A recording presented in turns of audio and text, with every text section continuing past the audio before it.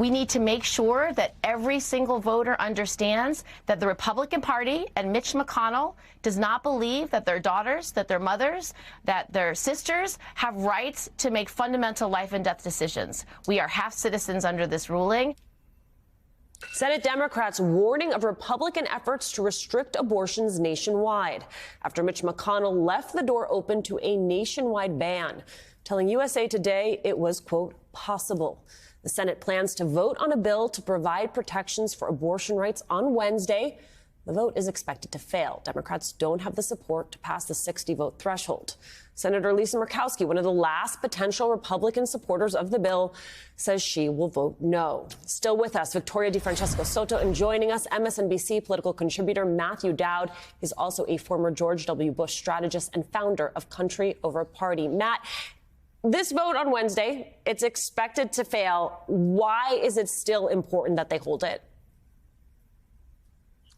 Well, it is going to fail, but I also always think politics is always about pointing out and pushing through where you want the debate to be about. And I think Democrats would be smart to make this entire campaign over the next 6 months of a referendum on rights and freedom, and not only about pro-choice, but also about voting rights. And so I think holding a vote, even if you lose, begins to build resonance for this in the coming campaign.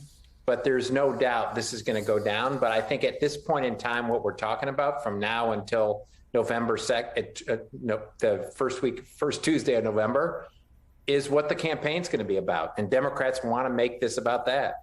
Right. And Vicki, there's going to be the lived experience that accompanies that larger argument. The LA Times wrote about how even with Roe v. Wade in place, low-income women struggle to get abortions in Texas. You have been covering this years-long effort to restrict abortion access in that state. Talk to us. How did we get here? The disproportionate burden, as you point out, Alicia, is going to be on poor women and especially women of color.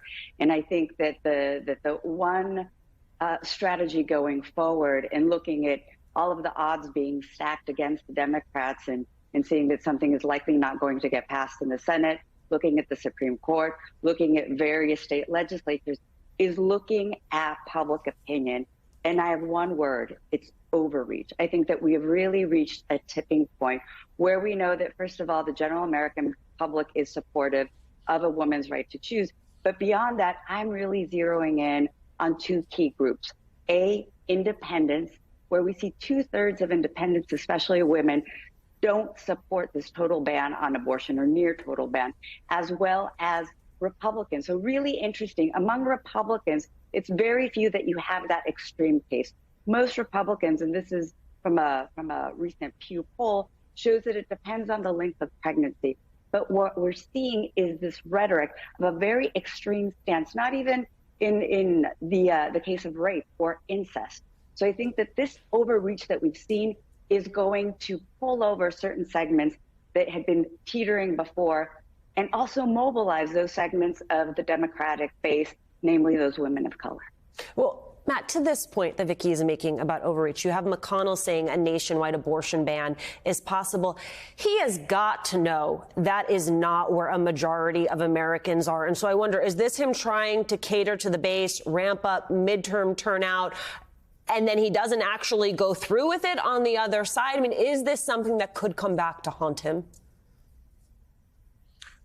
I think Mitch McConnell knows in his heart that if this debate in November is about choice and is about abortion, the Republicans lose. I think Mitch McConnell knows that the Republicans want this debate to be about the economy and inflation, because in a debate, if the election becomes wholly about that, Republicans win. And so I think this is Mitch McConnell clearing the deck for now, just saying that, going on, moving on, knowing that he has to make that argument. But as Vicki said, this is a great issue for Democrats to both motivate and persuade because of the vast majority of the country. The issue is will Democrats do it well, and be able to adjust the debate and move the debate from a debate about inflation to a debate about rights? And that really is the fundamental question for November. Can they move this to a broad enough and resonant enough debate to move the election off the economy? I got to ask you, since you both have ties to Texas, the New York Times points out, quote, Governor Greg Abbott said on Thursday that he would seek to overturn a 1982 court decision that obligated public schools to educate all children, including undocumented immigrants. Vicky, it brings back your point about overreach. It makes me think about California and the way we watched this go down in California in the 90s when you had a Republican governor who pushed very hard on these same questions of public services for immigrants. Could we see a similar swing back in Texas? I mean, if this makes it up to the Supreme Court, Alicia, potentially it would. And let me just point out the irony that Texas in 2001 was the first state in the nation to allow in-state college tuition for dreamers. So, I mean, I think what we see here is Greg Abbott has really been one of the most outspoken folk in terms of abortion and abortion restriction. That fight is being won for him. Now he's turning to another issue that has really been mobilizing the base.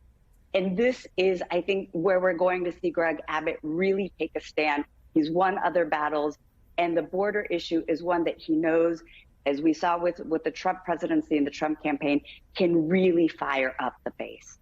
Yeah, I mean, Matt, McConnell may want this to be about the economy, but he's got Greg Abbott, screaming about undocumented immigrants. He's got Ron DeSantis picking fights with Disney. There's a lot of noise in the national atmosphere. Is McConnell going to be able to make this about the economy? Well, I mean, that's what he has to try to do. But as I listen to all of this, how far afield we are from what the Republican Party in Texas was 20 years ago when George W. Bush was governor. George W. Bush could not get elected governor of Texas as a Republican today. He was pro-immigrant. He didn't want to argue about a bunch of the social issues at the time here in Texas. He wanted to talk about and focus on the economy and education. George W. Bush, in 2 decades, we've moved from George W. Bush to Greg Abbott. Vastly different political parties today, and that's where we are. And Greg Abbott knows if he wants to run for president, which all odds are that he does, he's trying to make cultural issues. He thinks he's got this election won. He's moving on to the next election, which he wants to run in, which is for president of the United States.